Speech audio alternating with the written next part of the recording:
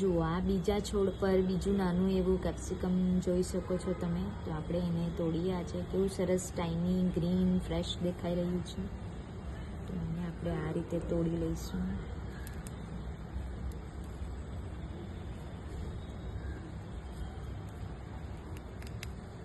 જો સરસ ટાઈની fresh green capsicum ઘરે ઉગાડેલું, આપણે કુંડામાં જ થયેલું, અગાસી પર થયેલું કેપ્સિકમ છે, જેને આપણે બાસ્કેટમાં મૂકી લઈએ. સો આ બાસ્કેટમાં તમે જોઈ શકો છો 2 કેપ્સિકમ આજે આપણે હાર્વેસ્ટ કર્યા છે, પોતે ઉગાડેલા. આપણે કેવી ખુશી અનુભવીએ. જુઓ, તમે પણ ખાઓ. ભગવાનનો આભાર. ફ્રેશ અને ગ્રીન કેપ્સિકમ. થેન્ક યુ ભગવાન.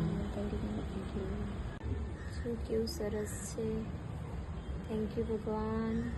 ઓર્ગેનિક, બિલકુલ તાજું કેપ્સિકમ આપણે તોડી રહ્યા છે. આ કેપ્સિકમ અમે 2-3 મહિના આગળ રોપ્યા હતા.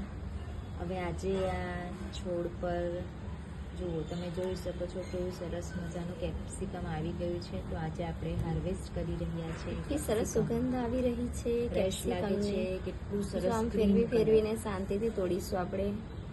વૃક્ષનું છોડનું પણ ધ્યાન રાખીશું એમને. ખૂબ ખૂબ આભાર આટલું સરસ મજાનું કેપ્સિકમ આપવા માટે. કેટલું સરસ સુગંધ આવી રહી છે. તોડતાની સાથે તમે ઘરે ઉગાડેલું કેપ્સિકમ બિલકુલ